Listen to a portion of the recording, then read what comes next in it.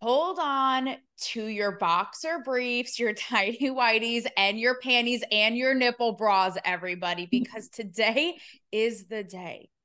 The Pussy Priestess meets Operation Sex Goddess Body, where feminine power provocateur meets the pop culture provocateur. Oh, yes, baby. We have Josefina Bashout in the house, who is the Pussy Priestess herself. If you loved last week's episode with Naeem Mahmood, well, you're in luck because we were talking about his girlfriend who's in the spirituality, sexuality space. And she is she got wind from a little birdie and she is here with us today. So with the flow of life, we're going to get it rocking and rolling. So a little bit about Josefina. So she is here. So you are welcome to your most liberated life.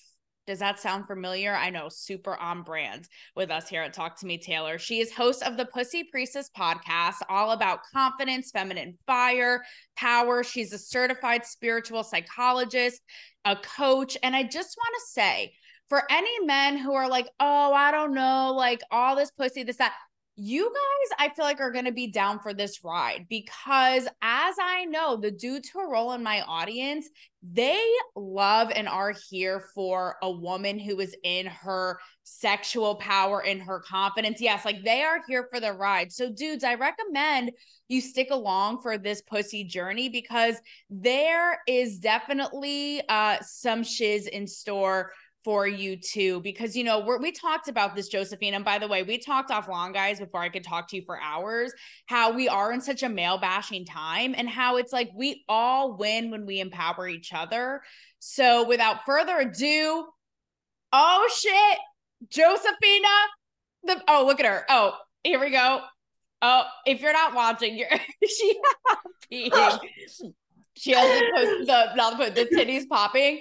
And we were talking about how neither of us are wearing bras. And it's unfortunate I have this HD cam because you actually can't see the nipple moment. So I'm sorry to you guys. But Josefina, welcome to the show. Thank you so much, Taylor. Glad to be here with you and being in the free the nipple vibe here. Oh, yeah, girl. We're going to talk all about it. We have so much in line in our journeys and stepping into our womanhood and how our society tries to clamp it down. Even oddly enough, ironically, like the so-called like feminists and smash the patriarchy people, like they're the ones like clamping down sexuality and like oddly enough following the patriarchy's rules.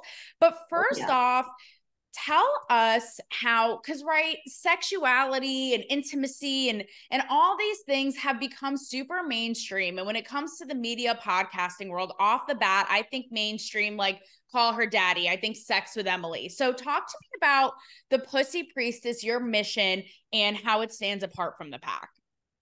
Yeah, and not to mention Gwyneth Paltrow, right? Sex, Love, Goop. Like she had a whole television show which went mainstream all around sexuality and brought one of my colleagues into the mainstream, which is amazing. So it has hit the mainstream, which is absolutely exciting. And I know vagina candles. How could we forget? Do you have a Gwyneth vagina candle? Because well, I also have. There's one that's my candle smells like my vagina. Yes, really a moment. Exactly, and she also had just to kind of again bring in the awareness of pussy sexuality coming into the mainstream, which by the way is not a new thing. It's been such a mainstream thing when we look at rap culture and African American culture. It's been all over the music. It's been accepted widely. Hello, WAP, #1 on the billboards. But it's become more and more mainstream when it comes to the world of sexual wellness, health, relationship, and spirituality, which to me, it's like, oh, duh, no brainer. Of course it belongs in that arena, right? So my work is really focused on bridging the gap that I see in spirituality and in personal development where they're not touching on the power of our body, our sexuality, our eroticism as a tool to really harness, #1, our confidence and our magnetism, right? #2, right, to get everything that we want in life from that place of magnetism and power.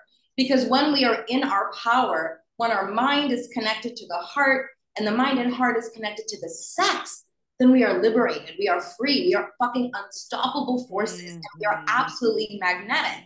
And so in the mainstream, where they want us to stay more sheepish and under control based on propaganda and media, which we can get into, but I won't go too deep just now, right? Just a little intro to this.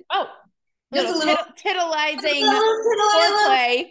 There, you know, just like a little touch and tickle and back it up. You know, we'll get into it.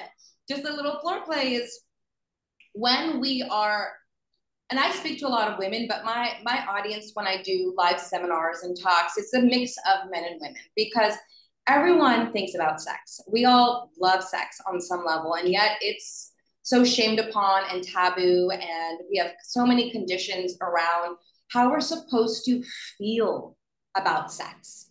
And that's where I really come into play is let's take it into not only, you know, the technique and the strategy, but actually what's our deeper fundamental relationship with sex and how can we transform the fundamental relationship we have with sex, with sexuality first, with ourselves, mastering our own sexuality, our own sexual expression, our own sensuality. And then from there, for the feminine, be an embodied initiatrix invitation for the masculine and men to come out of the shadow and woodwork that they've been under patriarchal society, conditioning, programming, right? Scared of the feminine, right? That the feminine is a threat and manipulative and controlling, right? Which I love what you said about the patriarchies. I agree. I see a lot of feminists have actually just taken on the patriarchal role and called it feminist. And like, bro, why are you wearing a pantsuit and a briefcase dressing like them to like show you mean business? Like, what's the sitch? Yeah, and why we gotta sit there with our like legs spread open and be like, bam, and it's like, okay, we gotta show you our inward balls and our ovaries. It's like, yeah, but that's again still being indoctrinated to the role that we have to fight for our inherent worthiness and place in the world, and we're forgetting our divine royal inheritance of pure majestic worthiness being born in a female body, which is a whole other operating world of feminine power. And the power of that is so deep rooted. I mean, it's essentially the root of so much of my brand, what I'm about, my message and my mission, even my Playboy spread, right? Which is like, you have journalists, which I pitched and spearheaded. You have journalists also posing in a pictorial and showing and expressing themselves that way. And often you'll find, even still to this day, because I'll sprinkle in every now and then, we're going to talk about the Skims nipple bra. I posted a little Instagram kind of teasing about it because I'm all about, you know, going braless and being in that feminine power. And you'll have people who say, for the most part, my audience, men and women, are like, go, go, go. We love this. Because again, like Naeem and I talked about, when you're so stepped into that confidence and power, people are just on board, but it's so deep. Well, you're so magnetic, right? You're so magnetic. Exactly. You're effortlessly magnetic. You're not trying. You can't fake energy, right? There's like chef's kiss to someone who owns that power and then knows how to harness that power. Exactly. Really. And I want to talk about some of the concrete examples in day-to-day life that we talked about on the phone that we experienced, but to kind of put a pin in that, you know, you'll have people go, and often I want to get to this a little bit in the end, because I want to end all of this with the generation before us with older women and the generation after us with younger women, right? But you'll have women be like, you don't need to do that. You don't need to be like stooping to that. You don't need to do that. You're so smart and so talented. You don't, as if it, to your point about how sexuality has been, female sexuality has been so, you know, put a lid on and covered and controlled as if it's a bad thing. But before we get into, there's so many, again, facets. There's more of that, which I'll add into, because it's been that way, but it's also been, right, like used to sell and manipulated, right, and subjectified and objectified as well. So I just want to highlight just briefly, right, when we're listening, it's not one way or another, right? And I find that we're trying to find that integration of both of those, the suppression, the oppression, don't stoop low, but then at the same time, societal cultural programming selling sex, objectifying women, and the context, right? That we as women filter the whole world, all of the content and the context as women, we filter through our body, through our sexuality. And everywhere we look, it's around us. There's no way to get around it. So before we get into how you had your own version of being canceled, which is wild and deplatformed, I do want to take a little bit of an impromptu sidebar on something that you'd mentioned, talking about your mission and where we're at culturally. You mentioned like women are out there now, woohoo, like WAP and all this, right? So something that I often think, especially you mentioned like rap and hip hop. I've been actually wanting to coordinate a panel of male and female rappers to talk about this, but just to quickly pick your brain on this sidebar.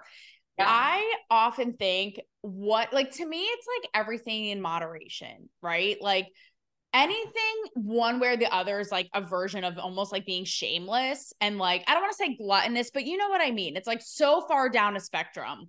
And so sometimes with that, I think, has it gone a little too far of women? Like, I get it. And in rap music, it was always like, bend over, bitch, get low, touch your toes, shake that ass, shake those tits, like over and over at like our 6th grade dance. Like the chaperones are still scarred with PTSD. Feel that poke coming through. Right, literally.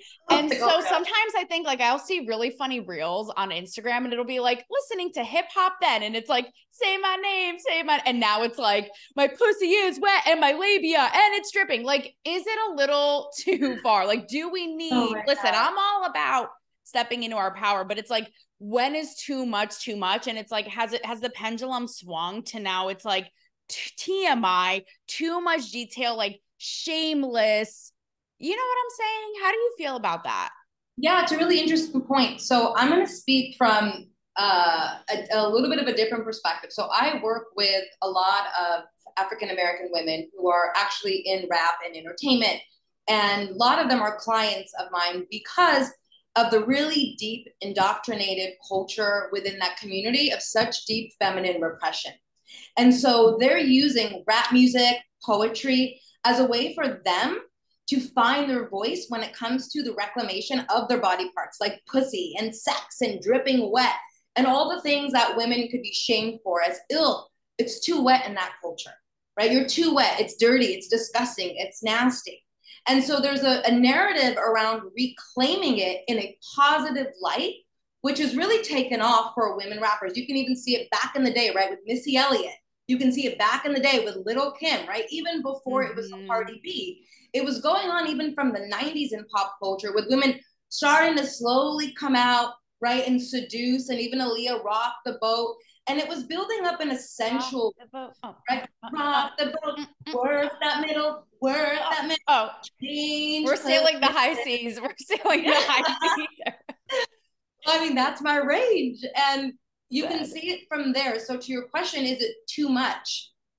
The fact that if you look at statistics, that WAP was #1 on the Billboard across all of the US and even beyond, and people were doing TikTok videos on it, right? Americans, all cultures.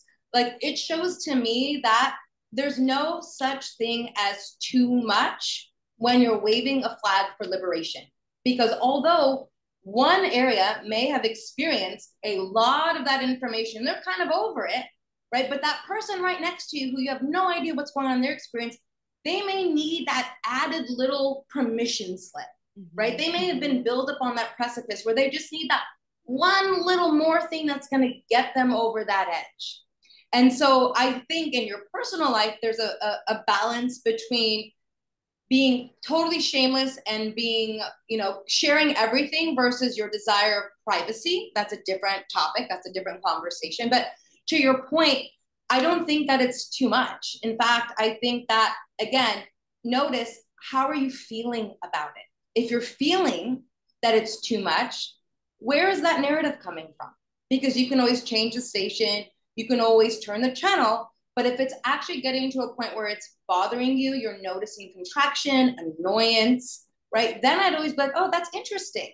What's going on there? What about that is actually brushing up against you, right? And then I'd invite someone to go into deeper self-reflection. So I think it's balancing the way of like feminist and, you know, it's like women in power and women wearing the pantsuits, like you said, to women being like, I'm going to shake my ass up and down all over it, right? And I think Netflix or someone had a show called P-Town, which was all about the strippers, and, right? Pussy Valley, P Valley. Yeah, I heard of that, yeah.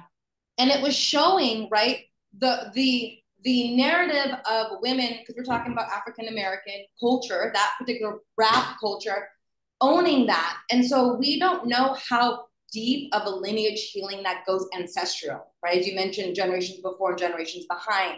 And so from what I understand and what I know when I coach with women is that this has just been helping the generational healing of trauma that's gone on continuously. So who am I to say that it's too much? I don't know what their soul contract is. I don't know what's going to be the tipping point of where that balance will come through. But I do know that both men and women are all like, pop that in the culture. Yeah. And it's down with it, right? So there's also a thing to notice the difference between the urban languaging and the culture, because cultures are very different and the way they evolve. Yeah, I mean, I find myself, it's like I totally get what you're saying. I think for me, for men and women, again, it's like, do I need your pap smear? Do I need to see like your ball sack detailed in every hair on your balls in your song? You know what I mean? But it's also interesting because it's like, again, it's just another version of women being contained. When you think about it, like Lil Wayne Lollipop, like suck this, suck that. It's like, I've been hearing about dudes rapping about their dick since I like literally was 12, like honestly.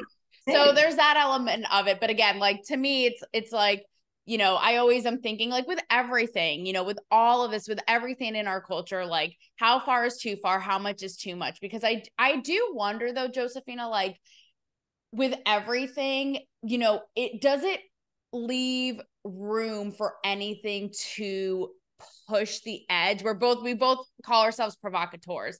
If everything is so in your face, so like what's left to push the boundary and to be provocative, but just something to plant in the minds of listeners. There's a beautiful layer of refinement, right? Being provocative to me doesn't also mean revealing everything, right? There's something really seductive and provocative and not revealing, right? And I believe it was Diana Ross who came out and she mastered the art of provocative teasing in her shows. She would come out always layers and layers, and then slowly through each song reveal a little, even though she was always clothed, right? But she would provoke us to just tickle in or coax out a feeling and a sensation. And so there's, again, ways that you can do it, which is where I love more of the soft power versus harsh power. Because there's like, get it, and there's that. Right. But there's also a soft power way to deliver a same message and kind of, again, seduce and coax. I love that. More of that out. So again, it's getting nuanced, and it gets to further you understand and master this route. You get to understand the distinctions and then how to, again, harness and play with that energy.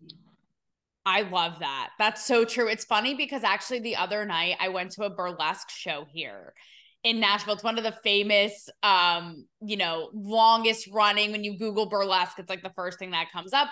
And it like never gets old. It's so much fun because, again, it's all about that tease, and it's it's a little like tongue in cheek and satirical and funny and humorous and all that. And it's the tease.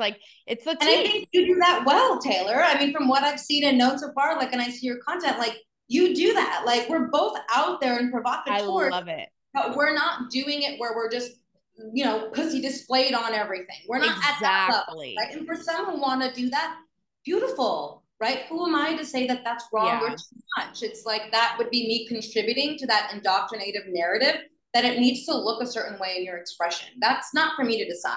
But I love that you said that. Look a certain way. Yeah. Correct. And I love how you talked about the tease, because that's something I'm very cognizant about in my work. Like, I love that I can like do a post with under boob with my cancel me baby hat, like speaking to the Skims thing. And then the next thing it's like, I'm seriously talking about, you know, conflict in the Middle East and people. And I love like my audience members, dudes included, will be like, yeah, Taylor, like love the underboob. And next thing I know, they're like sending me a political meme. It's like the best thing ever, like hitting all those notes and being so multifaceted. Okay, so before we still got a lot to go, girl. We got to do your canceled story. I want to talk about the Skims nipple bra. I want to talk about, again, more into the mindset of sex goddess body, pussy priestess. And then when it comes to older women, younger women, and where we're headed. But first, okay, we talk about in our mindset. I love our conversation in the phone. We talked about stepping into this power, and something that you talked about when you do, again, because it's so contained and sheltered. And when you step into that female power, you made it like such a small example, but it's so true. It's like, you'll be singing in the grocery store, right? Yeah. Like you're like singing. I feel the same way. I'm just like in the moment. And I've noticed since I've started this journey, my fitness journey, how I dress, all of it, I'm so much more like engaged in the world and present and productive. Yes. So yes. I want to talk to you about this product that I'm obsessed with. It's called Magic Mind. Have you or Naeem heard of this?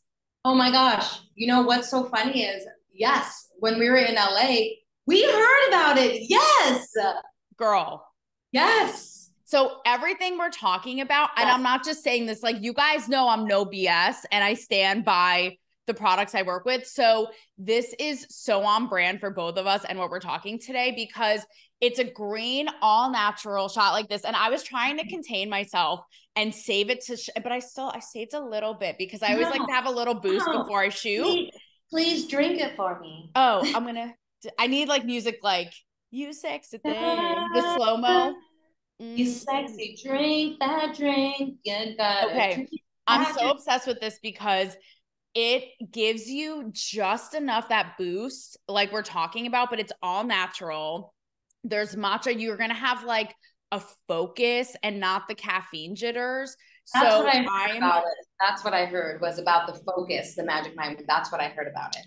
All day long. It's like you are just on a mission no matter what it is. If it's like tits out, brains out, like you are ready to go. So I wanted to throw it out to my audience, your audience, Naeem's audience, who may be listening too, because I feel like this is going to be helpful for everybody. I stand by it. And I thought, like, what better way to amp up the energy? So I'm all about this. And you guys, I'm going to put in the description my little code so you can get a discount and hook it up and be bopping all over town. Magic Mind, you know, magic sex goddess body, magic pussy priestess, like here for the whole vibe. So that's so funny that you heard of it. Yeah, no, I'm obsessed. I heard about it. We didn't get to really explore more deeply, but right where our place is in LA, there was a little magical sign that said Magic Mind. And we're like, what is that? So they're doing like some sort of opening studio space in Los Angeles and Venice. So that was how I actually heard about it. But I'm curious to try it and would love to like explore it. If you don't know, now you know. And performers like me, you, Naeem, people listening. So X marks the spot. I'm here for it. Now, what you may also need it for is getting through this tumultuous culture that sometimes makes no sense, i.e. you getting deplatformed and canceled and keeping that train going. So tell us about what happened when you basically got kicked off of Instagram, because when we talked about this, I was like, okay, because I actually like follow like stripper accounts just because I'm fascinated by that whole world. So like the math ain't mapping, like make that make sense, Josefina. 100%. And that's why I love, again, your platform and what you're doing. And I love that Naeem connected us. And I was like, cancel me, baby. Honey, I've been canceled. Let's talk about it, baby. you know, and let's do it. And the story of being canceled was actually this time last year. I had posted something on social media. So I was at almost 10K followers. Doesn't sound like a lot to some, but for me, that was really meaningful because I was really connected to everyone in my community. That took time for me to build.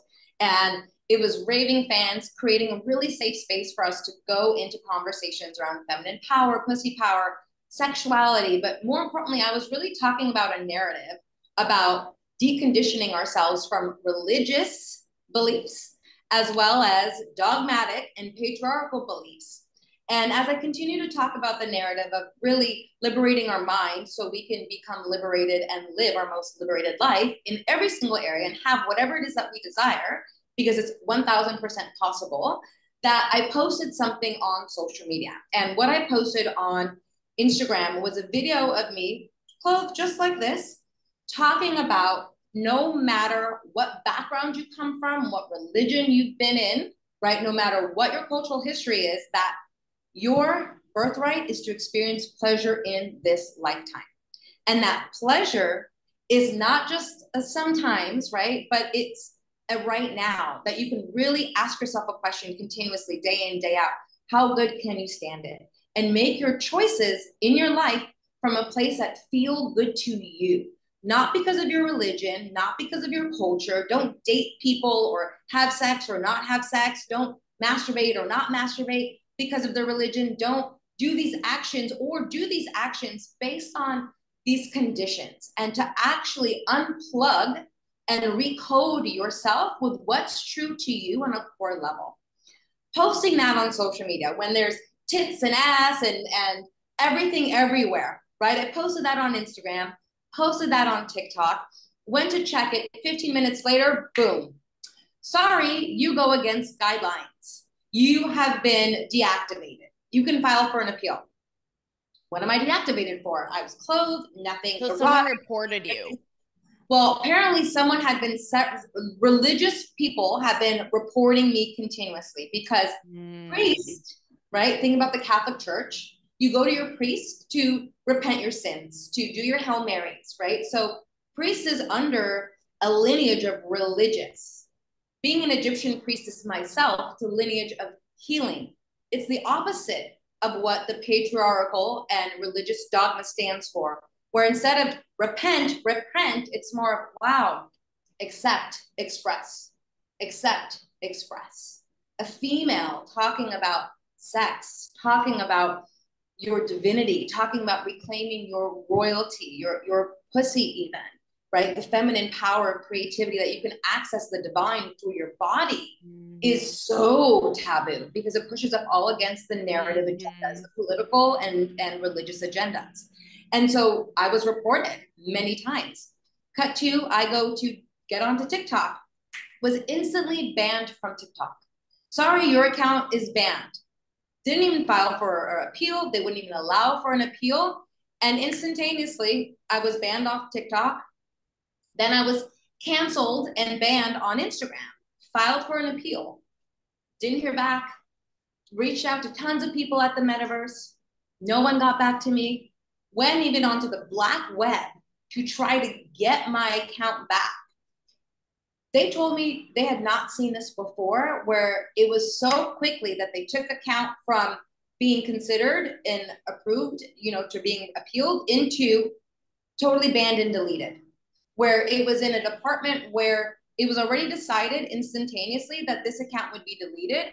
And the only way to get it out would be to pay someone $15,000 who worked there inside to then get the account back, which took 7 months to even get that understanding. And then at the end, when I talked to someone who really gave it to me, they said that my account had been flagged for sexual exploitation, that I was selling sex, and that I was not only canceled, I was banned, deleted, disabled, with everything connected to it.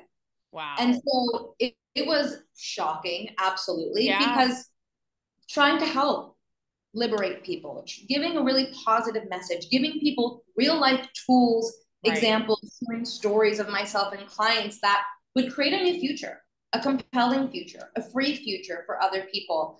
That then, when there can literally be a girl wearing a Pokemon shirt, bouncing her titties and flashing her pussy, doesn't get flagged and gets, Girl, it's my whole Discover feed. I'm like, okay, so I'm an actual live employee at Pornhub. Like, what's happening here? Yeah, but exactly. But something like what you're doing.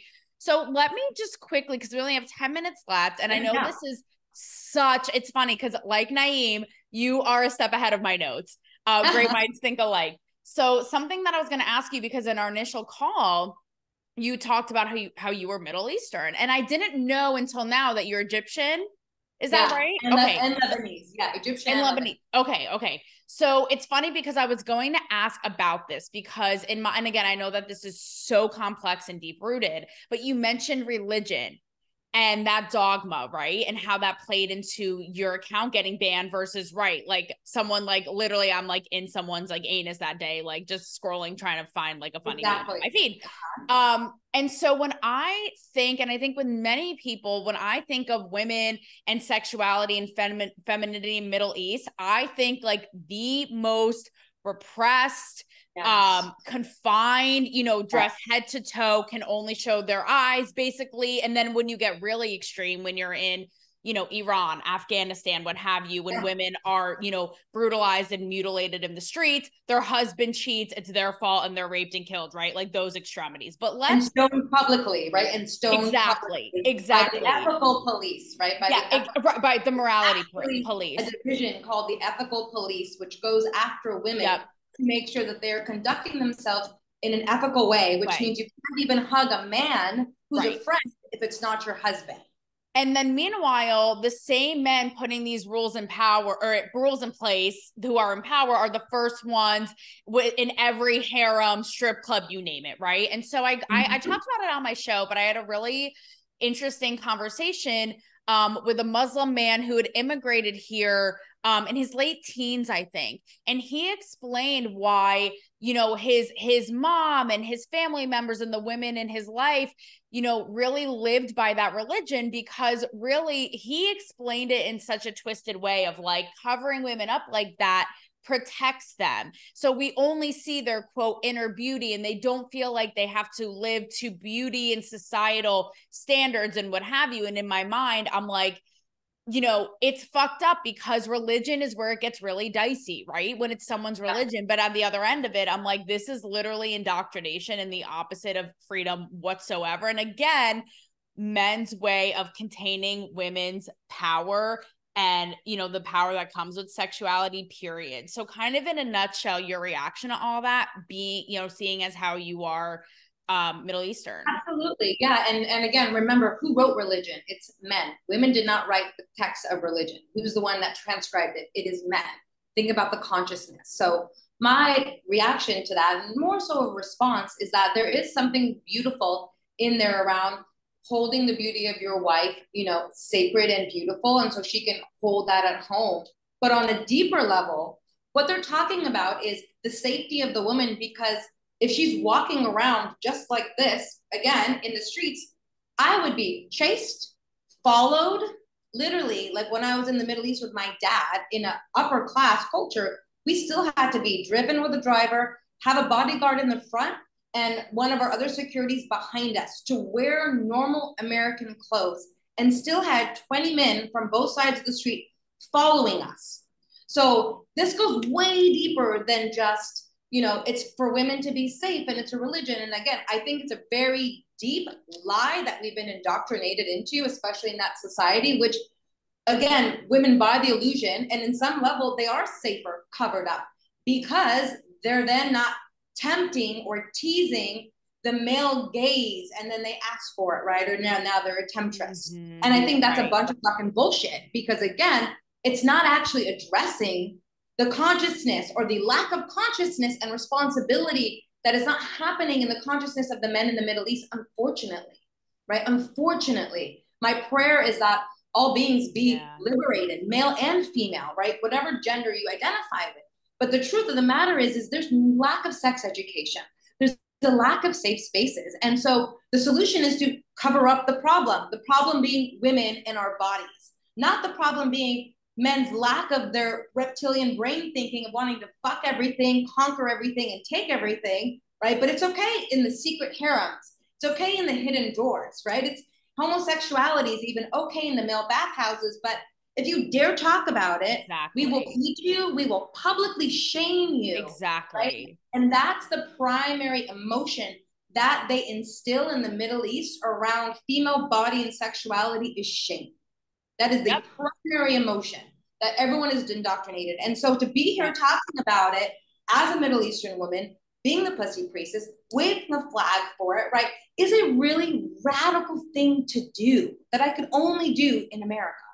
First of all, thank you. And I also, at one point, you were like, it is a bunch of fucking bullshit. I literally want to put that on a shirt and just wear it. It's a bunch of fucking bullshit. It is a bunch of fucking bullshit. I love that. But you're exactly right. And that's why I've talked about this very issue. And on the other end of it, I love how you're like, I can talk about that here. I can go out, you know, me personally, and talk about societal, cultural, political issues wearing no bra without a Skims nipple bra, but I have no qualms with it. We'll get to that in a second. And it does bother me that women in this country, you know, cry victim of being like so, you know, male gaze and patriarchy and so suppressed. It's like, bro, like get a reality check of what a daily, an hour dose of daily life somewhere else would be. I'm not saying we're perfect, but right. You know, I just think like you use that empowerment to move forward. Okay, quickly, your thoughts on the viral Skims nipple bra. So I found out about it because we were chatting about it. And, yes. You know, I think for me, whatever you want to do, go for it, right? I know that working with many, many women, right? Like over all the course of the years, I know that women have a pain point when it comes to, number one, our pussy, and number two, our breast, or vice versa, however you want to do it, our genital or our breast, because women some have inverted nipples. And for them, that's a really big pain point, right? And so for the women who have inverted nipples, they might want a bra where it looks like they've got more nipples, right? Beautiful. Let them have that. Let them have that expression if it's going to help them, you know, boost confidence. But to me, my core thing is anything that's manufactured will never find or get or heal to the root of the issue of the problem. That's where I always go. So that's if really interesting. If you're wanting it as a cover up, if you're wanting it because of your insecurity and you want it to look a certain way, because again, it's superficial and it's creating a false sense of self-acceptance, tune in. If you're getting it just for fun and you're consciously aware, you're like, I'm going to get it because I want to like play with my nipples or make, you know, play around, go for it. Right. But again, tune in if it makes you more confident because again, you're someone who has inverted nipples or you don't like your nipples or you want to hide your nipples behind them. That's something that I would say again, right? Really look into because empowerment is really the business of our life. And if we're avoiding empowerment in any area of our life, then we're not doing our good job as business people on the planet to take care of our business and our side of the lane. So that's kind of my standpoint. I'm like, everyone's up to them to do themselves. But I do think it's interesting that, again, she's monetizing on female insecurity and, again, marginalizing a certain group of people, that's my opinion, that maybe need that. That's so interesting. I mean, I thought it was fascinating that it got such polarizing feedback. It went viral. First of all, it's so Kim Kardashian to just do something so outrageous and in your face and like capitalize and monetize and have people so split. Like, it's just so her. My take on it is like, I'm with you in that obviously like I rock with it naturally and I love that. Like I love commanding that attention and having people be like, oh shit. And then having the brains to back it up. Like it is the best thing ever. But I also like, I've seen some women who are maybe, you know, a little on the heavier side or plus side or have a little droop. And they're like, I love it because I have that nipple look, but with a lift. So in that case, I'm like, I get it. But again, another example of like, I've been thinking so much about this. It's like, why is seeing a nipple such a big deal? Like it's so powerful and feminine and fierce. I have to start wrapping because I obviously could talk to you all day. But let's talk about the generation before quickly and the generation after us, right? Because that's what it's all about. Now, as in terms of the older women, I will have you say this, or I will say this to you. I have noticed in starting this, the most flack that I've gotten is from older women. For example, I did a big interview with Dr. Robert Malone, one of the most genius scientists in the world. He's one of the architects of the mRNA technology and really blew up, you know, during COVID with Joe Rogan and all of that. And I had a great interview with him and his wife. They posted it on their Substack and you know, oddly enough, like all these people are applauding it. Thank you all for bringing your voices. And the ones who are like, you know, so inappropriately dressed for the occasion, you know, tacky top, are older women. And it's funny because I saw, again, on my feed, like the shit that comes up on my feed is absolutely wild. But I wanted your take on this, given someone who's so like empower women minded and forward. I saw a video and it was obviously staged, but it was a middle-aged couple on a plane. And a woman, which this would never happen, but a woman who like looks like a stripper, who's younger, super curvy, comes in, is like struggling with her luggage, wearing literally a string bikini and heels. And the husband, she like has her tits in his face and he's like, and the wife is like livid. She starts fighting with the girl. She's like, what are you doing putting your tits in my man's face? And the girl's like, well, if he has enough with you, why'd he be looking at me, right? And it's like such a female primal thing to have that defense, like claim your territory. But I also thought, is it just another example of lack versus abundance? And yet again, like the Madonna whore complex and women being pit against each other. Like, had that wife been like, that is a hot, yeah, look at those titties. Yeah, eat your heart, you know, feast your eyes. And I'm going to look at her too. And she's a hot, young thing, gorgeous. Go ahead, honey. Because I know at the end of the day, you're going home with me, baby. Like, there's so much of that, again, embedded in our society. So again, just kind of a quick take on that when it comes to the older women, younger women, and women being so territorial on the whole and threatening, right? I think number one, you did speak to the fact that there's such a deep thing, right? That we believe that we're competition for each other versus we're actually collaborators. And the way that I look at it is like, if we start to unplug from that old belief system that we're competition and we're actually collaborators, we can actually see another woman as a mirror for us. If we're triggered by that woman's sexuality of her boobs, right, and we're feeling suddenly and relating to her in insecurity versus like, oh yeah, her tits are hot and sexy, right? That means I would need to be in a high emotional state, feeling confident, connected to my body. And one of the key factors would be, I would be flowing in my sexuality, in my radiance, which is ageless and timeless. I love which means that. There's no one. It's so much easier said than done, because me, even when my man, and like you said, men are sex driven, they're conquerors on a primal level, right?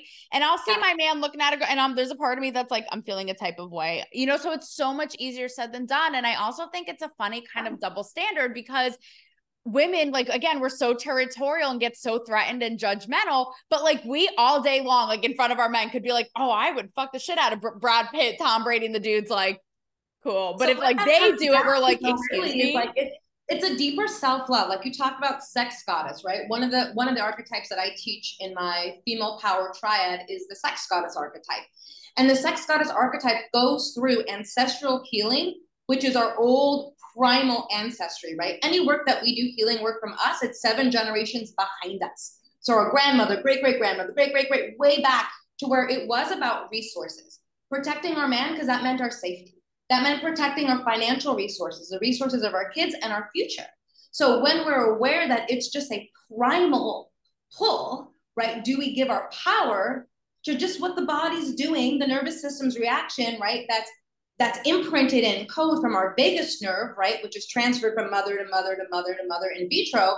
Or are we going to choose that moment and like, ooh, or do I want to become really the sex goddess in her light, which is abundant, as you said, right? Which is confident, magnetic in herself, can rest and relax. And knowing that even if a man looks at that woman, you're like, ooh, yes, look at that other flavor of me.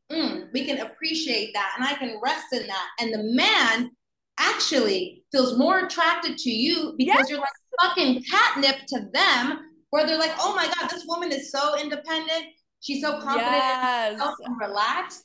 I want to take that yumminess and like make out with her on the plane while that woman leaves, right? And there's growth to that. There's evolution to that, right? That's why, again, it's doing work to really master your emotions, your meaning, but really, again, redesign the relationship you have, because what is that bringing up? Sexual tension, right? Sexual competition, all about that primalness. So when we learn to actually have a fundamental different relationship to our own sexuality, we can change the relationship to the sexuality we see in another woman. I so needed to hear that. I just got chills. That was ever like butter to my ears. Amazing.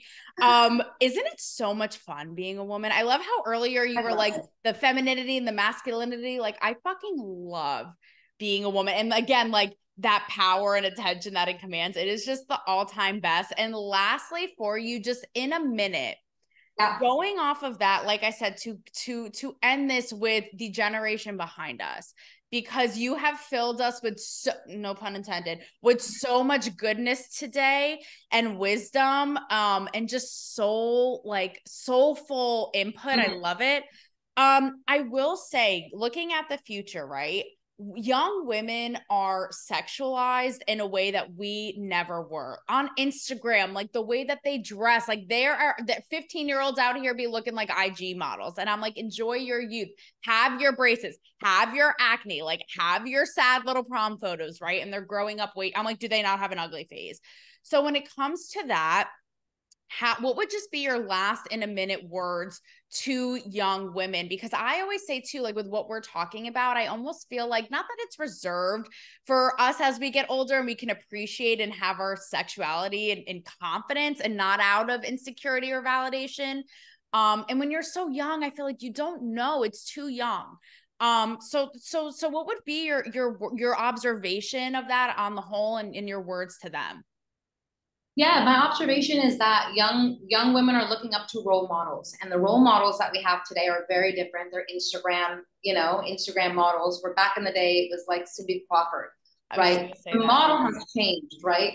We were modeling natural beauty back in the day, so it was easier for us to look for the natural beauty. So in a world right now that really idolizes and pedestalizes all the fakeness and the filters, what I would say is actually be the swan in the pool of pigeons that are all looking for the same thing. Like really tune into your natural beauty. Look for role models and icons that you can start to embody those qualities to help cultivate more confidence in who you are now, and really look for the beauty within yourself now, today. When you look in the mirror, look for what's good versus look for what you need to change and fix. Beautiful. Josefina Bashout. I just gave you a middle name. You talked about looking up to icons. You are an icon in my mind. Takes one to know one. And I could talk to you all day. I will just say this: go forth and priestess on. I'm so obsessed with you. Thank you so much. Thank you. This was amazing. So fun. Yeah, so fun. Thank you so much for having it. An awesome platform. Yes, baby. Back at you, baby. High five. Pussy power. I have to go, my love. I'm going to hop off and I'll text you. Thank you so much. You're so welcome. Great chatting with you. Loved it. Bye.